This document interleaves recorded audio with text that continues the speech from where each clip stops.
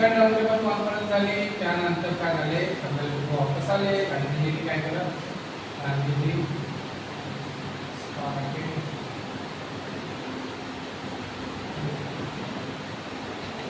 Civil disobedience movement again.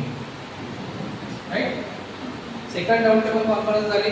Gandhiji नाराज होऊन भारतामध्ये परत आले. त्यांचं कोणीही तिथं ऐकलं नाही. जोरात बोला लागत होतं असं त्यांच्यावर टिप्पणी त्यामुळे ना कमेंट्स तशा प्रकारचे झालेल्या होत्या. त्यांना काही फरक नाही पडणार गांधीजींना. वापस आले, नाराज झाले. एका मुद्द्यावर सहमत बनलं नाही. सेपरेट इलेक्टोरेटवर स्वतंत्रचा मुद्दा कधी डिस्कस केला नाही. समजलं ना. आणि वापस आल्यावर त्यांनी पुन्हा भारतामध्ये सिव्हिल डिसोबिडियन्स मुवमेंट चालू केली. ठीक आहे.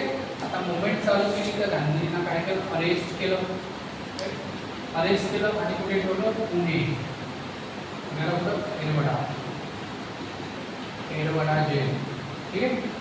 पुण्याला एरवडा जेलमध्ये ठेवलेलं होतं. राईट. कारण की मुवमेंट चालू केली होती म्हणून पुन्हा रिस्क घेण्याच्या तयारीमध्ये ब्रिटन सरकार नव्हते. राईट. आता काय झालं की ऑगस्ट आला. ऑगस्ट,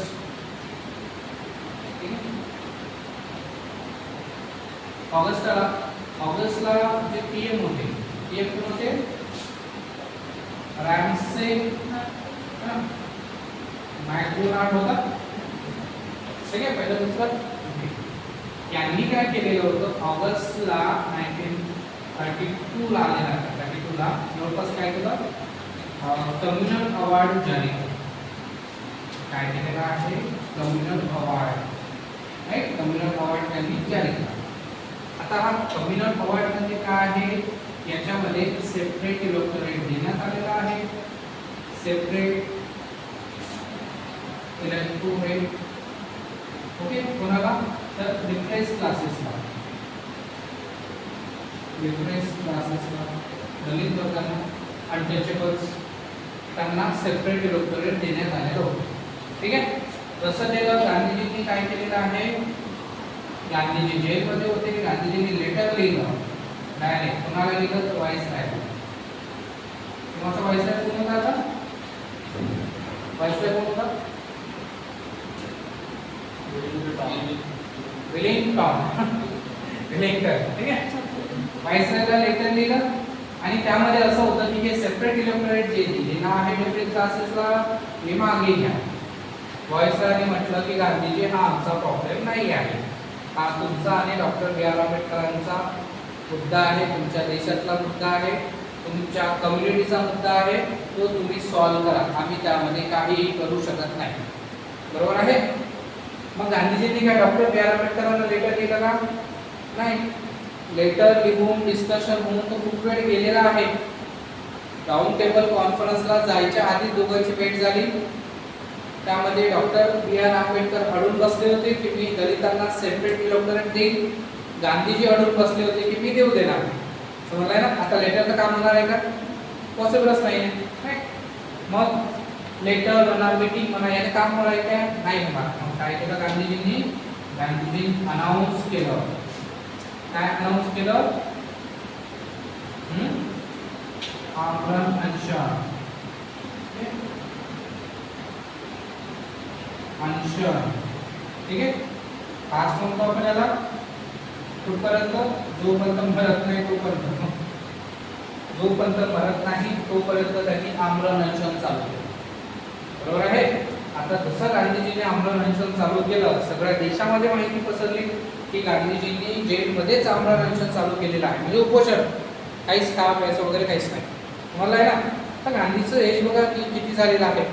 कट्टे असले शंतनूसारखे तर टिकून जातील, 2-3 दिवस माहिती पडणार नाही.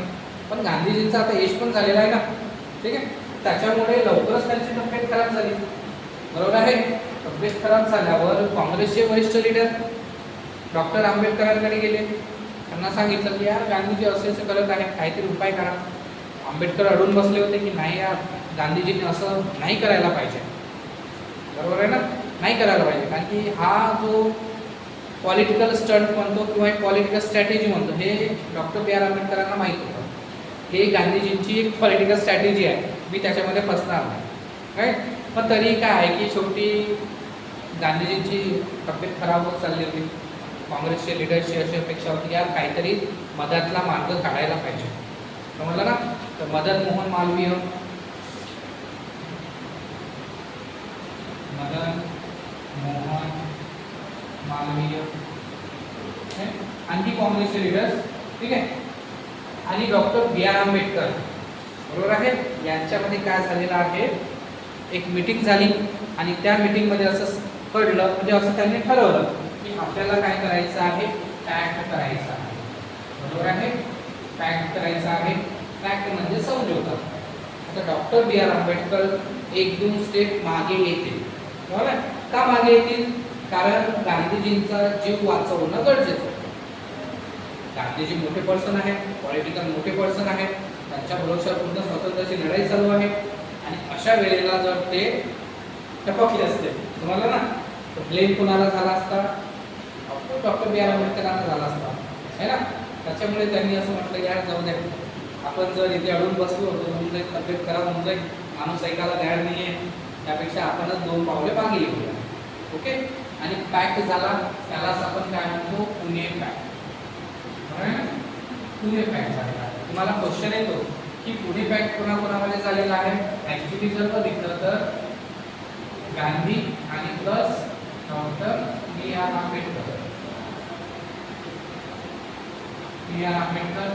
पण त्याच्यावर जर आपण साईन जर बघितली, साईन कोणाची होती तर मदन मोहन मालवीयची, मदन मोहन मालवीय, बरोबर आहे. आता या पुन्हा पॅक्ट नुसार काय होतं की सेपरेट इलेक्टोरेट मागे घेतलं, ठीक आहे. सेपरेट इलेक्टोरेट कॅन्सल केलं, ठीक आहे. आणि त्याच्या जागी काय लावलं, joint electorate, joint electorate plus reservation, plus reservation, ठीक आहे. सेपरेट इलेक्टोरेट नुसार त्यांना आय थिंक 71 सीट्स दिलेल्या होत्या, बरोबर आहे. आणि जॉईंट इलेक्टोरेट नुसार त्यांना 148 सीट्स दिलेल्या होत्या, इंक्रीजेस, बरोबर ना. जॉईंट इलेक्टोरेट नुसार किती दिलेलं आहे, 148, म्हणजे सीट्स वाढवून दिलेल्या आहेत. प्लस याच्यामध्ये गव्हर्नमेंट जॉब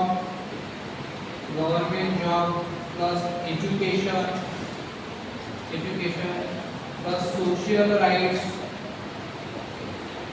ठीक आहे ना. हे सगळे कोणाला भेटले पाहिजेत, डिप्रेस क्लासेसला.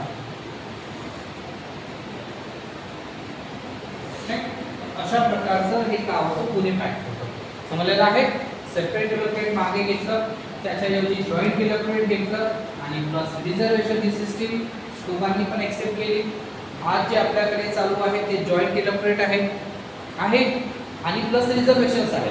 आपलाच अमरावती डिस्ट्रिक्ट बघा ना, आपला अमरावती डिस्ट्रिक्ट एमपीच्या इलेक्शनसाठी म्हणजे मेंबर ऑफ पार्लमेंट, खासदारकी ज्याला म्हणतो आपण, रिझर्व होता एससी साठी, बघा ना. तर हे काय आहे, जॉईंट इलेक्टोरेट आहे प्लस रिझर्वेशन आहे. म्हणजे इथे एससीचा कॅन्डिडेट जर उभा राहिला तर त्याला एससी वाला पण वोट देईल, ओपन वाला पण वोट देईल, सगळे वोट देतील. पण जर सेपरेट इलेक्टोरेट नुसार जर कोणी उभा राहिला तर डिफरन्स क्लासेसकडे 2 वोट होते, ठीक आहे. एक वोट होतं की जे जनरल कॅटेगरीच्या माणसांना देईल जो उभा राहिला, आणि एक वोटाचा अधिकार असा होता की तो फक्त आपल्या व्यक्तीलाच देतो, बरोबर आहे ना. म्हणजे आपला व्यक्तीच निवडून येईल, समजलं आहे ना. 2 राईट्स सेपरेट इलेक्टोरेट नुसार होते. पण आता सेपरेट इलेक्टोरेट नाही आहे तर ते राईट्स पण नाही काढलं, एकच राईट्स आहे आपल्याकडे आहे आणि प्लस रिझर्वेशन आहे. कारण की इंडियानं नंतर सुद्धा सेपरेट इलेक्टोरेट नाही स्वीकारलं. आपण काय स्वीकारलेलं आहे, भारत स्वतंत्र झाल्यावर जॉईंट इलेक्टोरेट, समजलं ना. जॉईंट इलेक्टोरेट आणि प्लस रिझर्वेशन. आपण म्हणतो ना, अरे यार तो मतदारसंघ राखीव आहे, असं येते ना वड ऐकायला, इकडला राखीव आहे, तो राखीव आहे, हेच ते रिझर्वेशन आहे, बरोबर आहे. म्हणजे इथं कोणताही कॅन्डिडेट उभा राहिला तर त्याला सगळे धर्माचे लोक वोट देते. पण सेपरेट इलेक्टोरेटनुसार असं होतं की त्याच कॅटेगरीचा व्यक्ती उभा राहिला, त्याच कॅटेगरीचे लोक त्याला वोट देणार, जे तो निवडून येणार की नाही हे त्याच्याच व्यक्ती ठरवते, दुसरे नाही. त्याला म्हणायचं होतं सेपरेट इलेक्टोरेट, समजलं आहे. तर बघा दोघी आपल्या आपल्या जागी बरोबर होते तेव्हाच्या काळामध्ये जर म्हटलं तर, समजलं ना. तर पण ऑफकोर्स थोडंसं खूप म्हणजे एक कठीण डिसिजन ते डॉक्टर बी आर आंबेडकरांनी घेतली होती, राईट. कारण की एवढा हुशार माणूस आहे, असं विनाकारण तो करणार नाही, एवढं तर क्लिअर होतं, ठीक आहे. काय होतं त्याच्यामागे खूप सारं लॉजिक आणि खूप साऱ्या गोष्टी होत्या. सोशल राईट्स नाही, इकॉनॉमिकल राईट्स नाही, पॉलिटिकल राईट्स नाही, एज्युकेशनल राईट्स नाही, काहीच नव्हते. आणि तरी तुम्ही हिंदूंचा पाठ समजत आहे, असंच होतं ना. पण हिंदूंचा पाठ समजत आहे तर ते सगळे अधिकार द्यायला लागत होते ना. आम्ही कशाला सेपरेट इलेक्टोरेट मागितलं असतं, असंच म्हणणं होतं ना. मुस्लिमांना भेटलं, गांधीजींनी काहीच नाही म्हटलं. ख्रिश्चनांना भेटलं, शीख लोकांना भेटलं, अँग्लो इंडियन्सना भेटलं, गांधीजी चूप, कोणीच काही बोललं नाही. पण जेव्हा दलितांना सेपरेट इलेक्टोरेट भेटलं तेव्हा गांधीजी डायरेक्ट कल्चरला बसले, विरोध केला का की हिंदू धर्मामध्ये फूट पडेल म्हणून. समजलं ना, हिंदू धर्म वाचवण्यासाठी. पण शेवटी नाही ना आला ना. डॉक्टर बी आर आंबेडकर 1956ला ना, 1956ला काय केलं त्यांनी, धर्मांतर केलेलं आहे. बुद्धिस्ट धर्म त्यांनी नंतर एक्सेप्ट केला, हिंदू धर्म सोडून. समजलं आहे ना. शेवटी ते दुसऱ्या धर्मामध्ये गेलेच. काय गेले आता, ज्या धर्मामध्ये त्यांचा जन्म झाला, जे काही शिकले वगैरे हे ते, पण त्यांनी शेवटी धर्म सोडला. कारण की लॉजिक असं होतं की धर्मामध्ये इक्वॅलिटी जे म्हणतो ना आपण, समानता, ते नाही आहे. ठीक आहे. आणि ज्या धर्मामध्ये ह्या गोष्टी राहत नाही, म्हणजे बघा दलित सोडा, स्त्रियांनाच काहीच अधिकार नव्हते ना. होते का नव्हते. म्हणजे कुठल्याही धर्मातली जातीतली स्त्री असेल तिला घरी बसायचं आणि मूलबाळ ते स्वयंपाक बनवणं तेवढंच काम. ते तर चांगलं झालं, सावित्रीबाई फुले आपले जे आहेत आणि ज्योतिबा फुले हे समोर आले, त्यांनी शाळा चालू केल्या, मुलींसाठी पहिली शाळा खोलली पुण्यामध्ये. समजलं ना. ते समोर आले म्हणून कुठेतरी काहीतरी झालं. नाहीतर हिंदू धर्म तर खूप अशा जातीप्रथा जे काही एवढा काय म्हणतो त्याला आपण, विकृत सारख्या रूढी परंपरा होत्या हिंदू धर्मामध्ये, आजही आहेत. म्हणजे पर्दा प्रथा, बालविवाह है ना, सती प्रथा होतात ना, ते कोणत्या धर्मामध्ये, हिंदू धर्मामध्येच आहेत. बरोबर आहे ना. पुरातन काळापासून जर आपण बघितलं तर एकदम स्टार्टिंगला पण नव्हत्या. इंडस व्हॅलीमध्ये आपल्याला दिसत नाही, प्री वैदिकमध्ये आपल्याला दिसत नाही, पण लॅटर वैदिक जेव्हा पिरियड आला तेव्हा कंडिशन थोडीशी बदलली. बघा तेव्हापासून आपल्याला दिसते, गुप्त युगामध्ये आपल्याला सतीची घटना दिसते. हे सुरू झालेलं आहे. आणि खूप लोकांनी याच्यासाठी प्रयत्न केला की बा हिंदू समाज, महिला किंवा जो काही असेल की याच्यामधून निघाले पाहिजे. बरोबर आहे ना. राजा राममोहन रॉय, स्वामी विवेकानंद, स्वामी दयानंद सरस्वती. समजलं ना. राजा राममोहन रॉय ते स्वतः ब्राह्मण होते, तरी ते आपल्या समाजाच्या विरोधात गेलेले होते. बरोबर आहे ना. त्यांचे आईबाबा स्वतः त्यांच्या विरोधात आंदोलनाला उभे होते. नाही, सती प्रकार, सती गेलीच नाही पाहिजे. एखादी विधवा स्त्री ते स्मशानात जाऊन बसायचे, तिला समजवायचे. बरोबर आहे ना. हां, लोक हाकून द्यायचे त्यांना, पण तरी प्रयत्न करत होते. ते प्रयत्न करता करताच 1829ला लॉ बनला. लॉर्ड विल्यम बेंटिक आणि राजा राममोहन रॉय या दोघांनी बनवलेला आहे. तर सती जर सिस्टीम चालू झाली, कोणी जर जबरदस्ती केली तर मग आता सजा, तेव्हा कुठेतरी ते ऑफिशियली बंद झालेली आहे. बरोबर. अशा प्रकारचं होतं.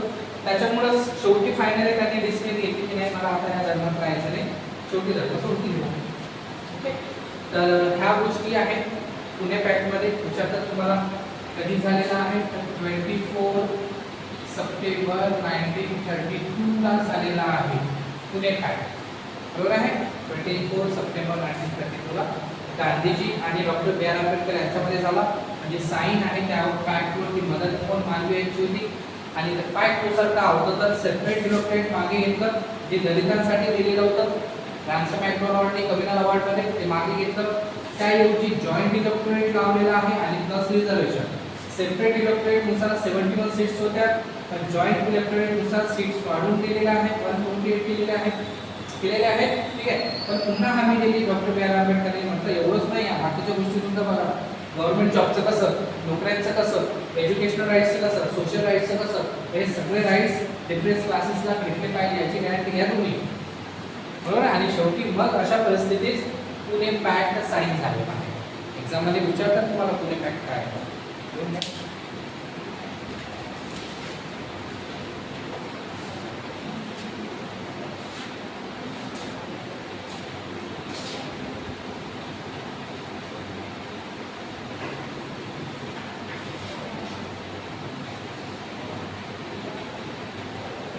शेवटी कृष्णा त्याला कृष्णाला काही समजत नाही. फक्त त्याच्या घरचे ना म्हणजे फक्त पैसे लावून मिळाले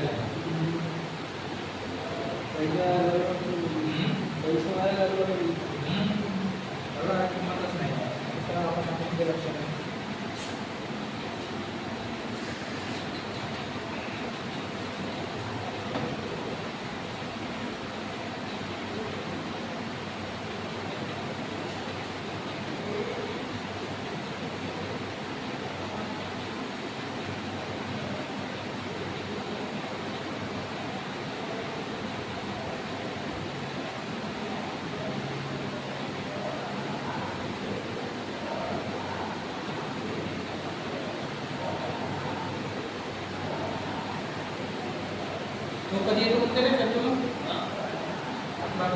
स्वयं तो उद्या येतो.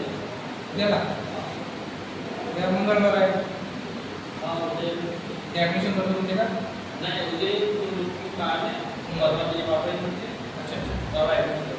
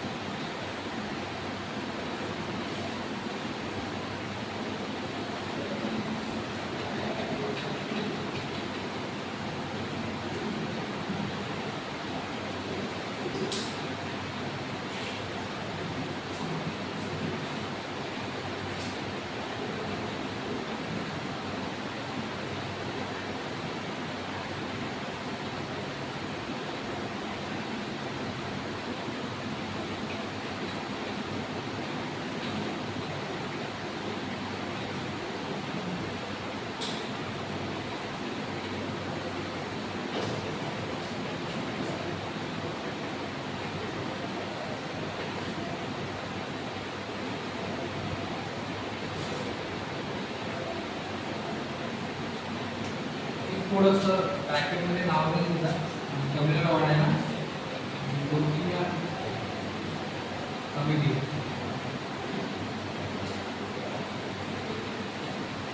कधी कधी होऊ शकते जास्त डीप मध्ये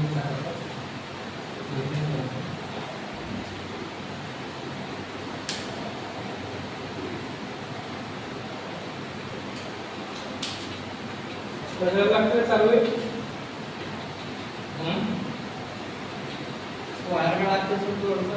कोणता हा वरचा वरचा तो ट्यूब हम्म? तो वरती हा तो लागलेला आहे तो ठीक आहे हा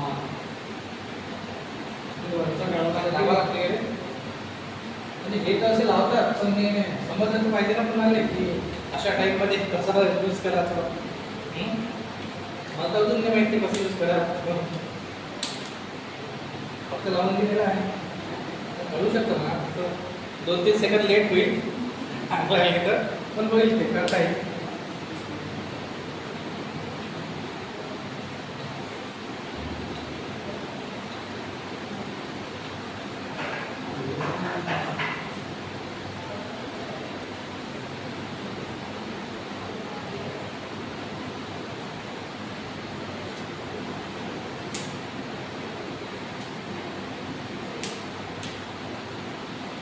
झालं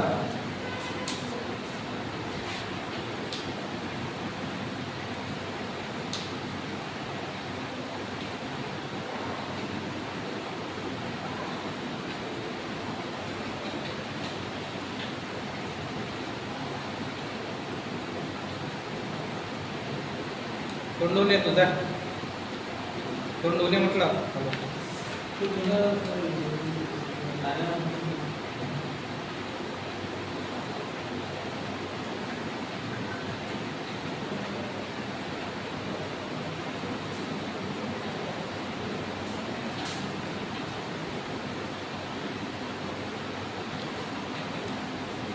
ते मी सगळं सिक्वेन्सनुसार लिहून गेलो होतो तुम्हाला काय काय झालं काय काय नाही झालं तर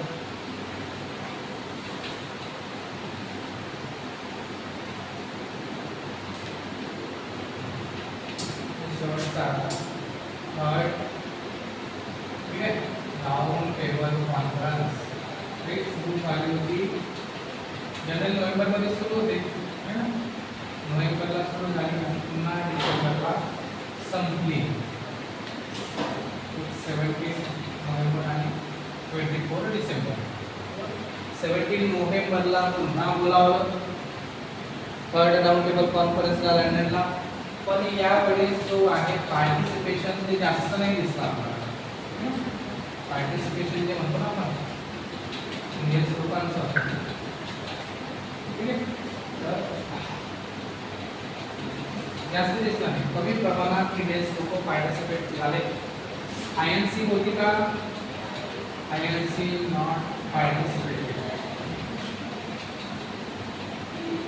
INC ने पार्टिसिपेट केलं होतं थर्ड राऊंड टेबल कॉन्फरन्समध्ये नाही केलं आणि केलं कारण की गांधीजींनी सिव्हिल डिसओबिडियन्स मुवमेंट चालू केली पुन्हा जेलमध्ये जाऊन बसलेले आहेत ना त्याच्यामुळे पुन्हा आता बोलावणं आणि थर्ड राऊंड टेबल कॉन्फरन्सला जाणं शक्यच नाही आहे किंवा कोणी इंटरेस्टेड नाही डॉक्टर बी आर आंबेडकर आणि आणखी काही असे लोक आहे की जे ज्यांनी तीनही राऊंड टेबल कॉन्फरन्स अटेंड केलेल्या आहेत राईट आता इथं काय झालं आउटपुट काय आलेलं कारण की आपल्याला माहिती आहे राऊंड टेबल कॉन्फरन्स म्हणजे काय होतं सायमन कमिशनची जे रिपोर्ट आलेली होती पब्लिश होणार होती त्याच्यावर डिस्कशन होणार होतं की इंडियाचं फ्युचर कसं राहणार त्याच्यासाठी बोलवण्यात आलं होतं राईट तर जे काही फेल्युअर केलं जे काही डिस्कशन झालं आणि फायनली काय निघालं आउटपुट काय असेल 1935 चा government of act government act ठीक आहे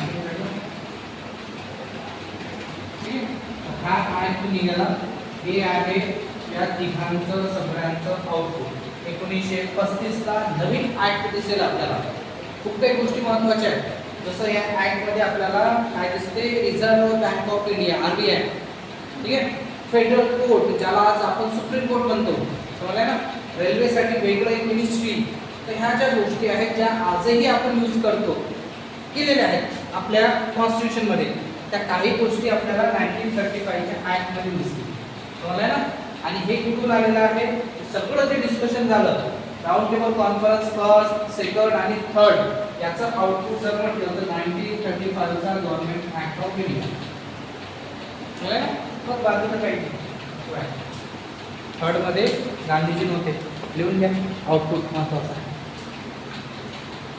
आणि मग पुढचा लाहोर सेशन पासून तर थर्ड राऊंड टेबल पर्यंत पूर्ण हा एक टॉपिक पूर्ण संपलेले आहे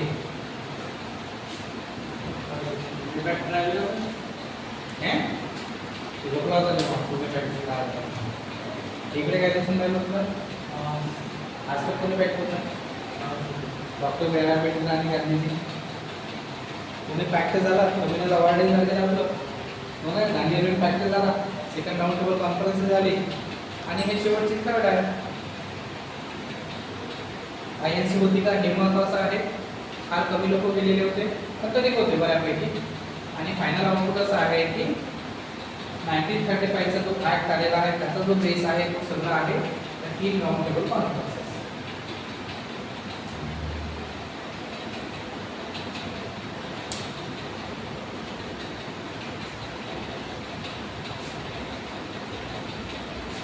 चहा पाहिजे असं वाटून राहिलं. चहा पाहिजे असं वाटून राहिलं. आता काय चहा?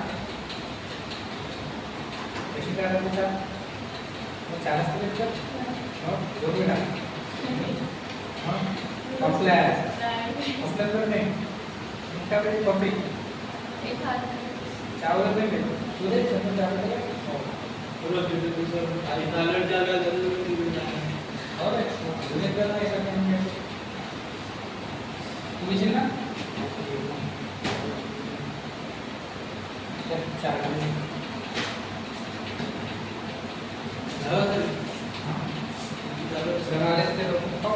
बाकीचं उद्या चालू करू का नवीन टॉपिक? आज अजून मला